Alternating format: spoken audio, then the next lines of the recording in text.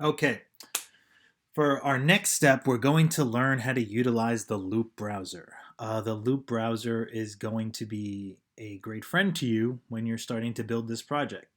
Even for those who feel they have no prior instrument playing experience and or music creation experience, you'll begin to see that this will definitely make the process a lot more easier. So again, let's start with just an empty project. Choose. Again, I would say opt with the software instrument. Go to create. This will take us back to the same space. Hide the keyboard because we don't need that. Get rid of that as well. So now let's enter our loop browser. Right here, and it'll tell you, just drag. That's the really nice thing about GarageBand 2 or like any Apple product. Just drag your arrow, your mouse over anything at the top, and it'll tell you what it is. And there's your loop browser, that little kind of circle that's supposed to emulate a loop. Click it.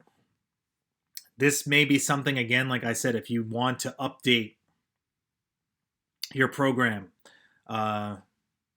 you'll definitely get a lot more variety of loops. For instance, here, there's hundreds and hundreds nonstop loops. Now, the cool thing is, click instrument.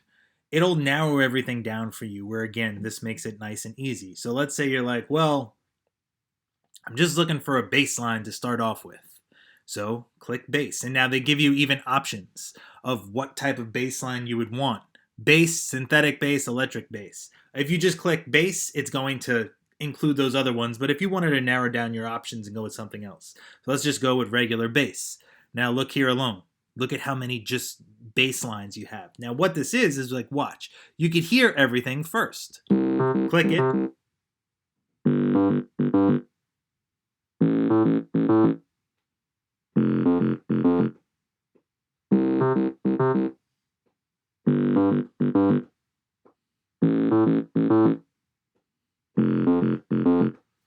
There you go. Now you see here, down here, it shows you the waveform. So any of these with this little blue thing next to it are going to be a sampled like audio kind of file. You can check out some others.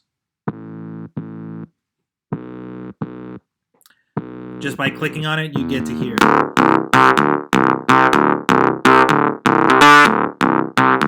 You want to mute it or stop playing it, just click the little green guy and it'll go again. Because again, we'll see. We'll slowly start building a track. Now let's see. What's this one?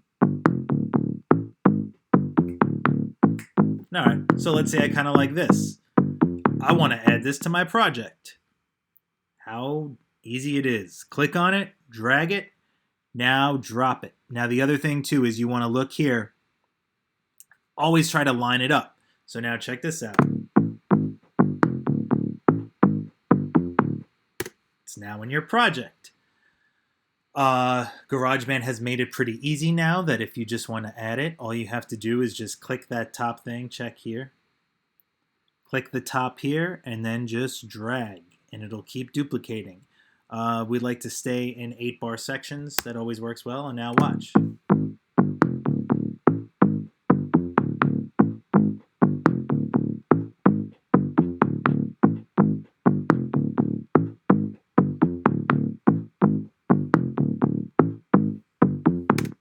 You just got an 8-bar bass loop. Now, how can we go about building and doing more with it?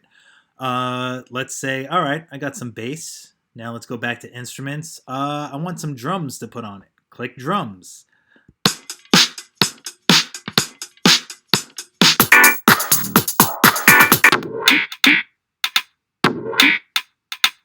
All right, so now this is giving us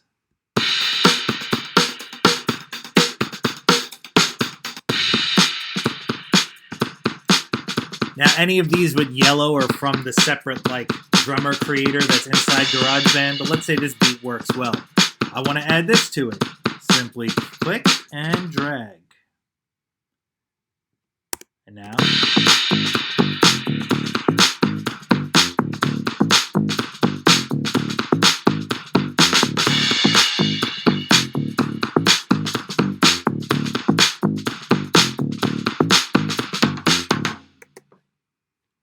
pretty simple, right?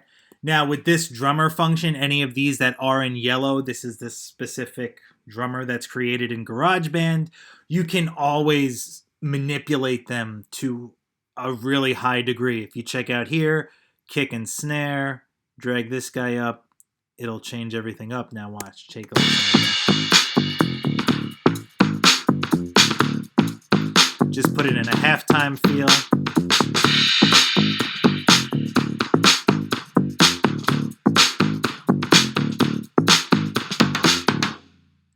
So just by doing that, now one other thing too. Let's say I just want to listen to my drummer.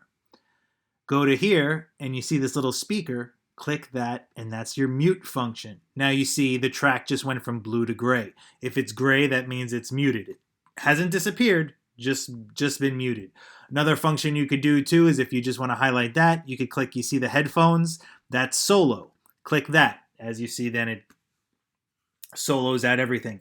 Using solo is like, let's say if we have a bunch of tracks and you just want to highlight that one, it's easier to do that way. So let's check out, let's solo the drums and see how by moving any of these sliders affects the drum beat within itself.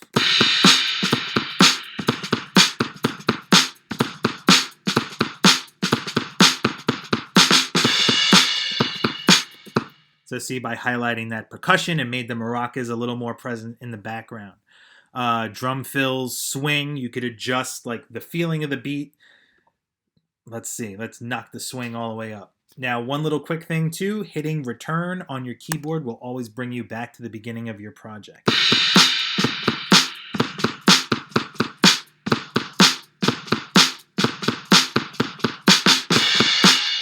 Now, that swing does not feel good to me. It was kind of great where it was, around like, I think it was 60%. Again, just experimenting with this. If you bring it all the way down to like almost no swing, you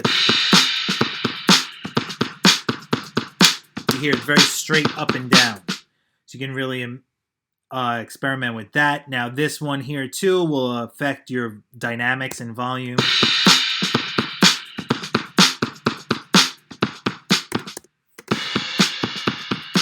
Here I just kind of affected the presence of how hard the drummer was hitting. I mean, it's really pretty amazing how they made this that kind of emulate a real human being. Simple, and now it's complex. Let's see, this is in a little bit more of the complex side. What that means is they're playing more bass drum and snare drum notes. Now let's go to the super simple side.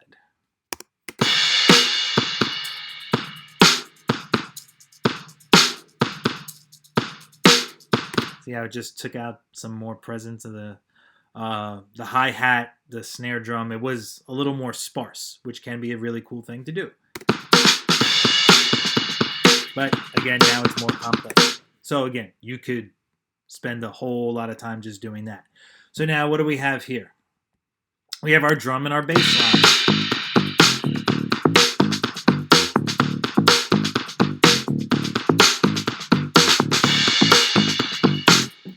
Now let's extend these guys out a little bit more, because as you're going to see for a song, you're going to need a good amount of material.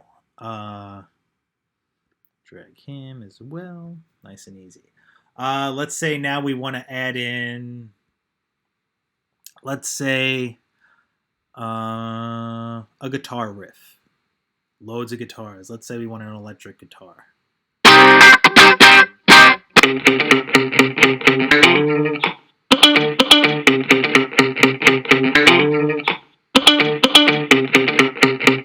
That's pretty good, but let's say we just don't want to put that in at the beginning, but maybe the second time, or the second or third bar in. So now when you drag and go back to here, let's say drop this one at 3. Now check it out. It's hard.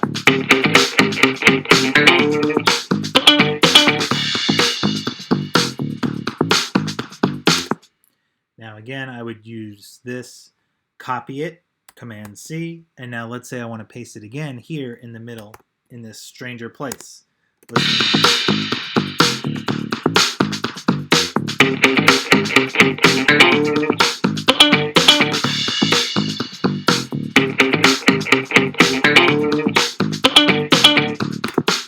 starting to build a little bit of a song here. Now, as you see too, by me creating that little bit of a gap, really gave it a different feeling as opposed to just, oh, let's stack them up one after another, one after another. You're going to realize sometimes by taking something out can be really, really, really, really important. Again, it kind of creates a breath within the music.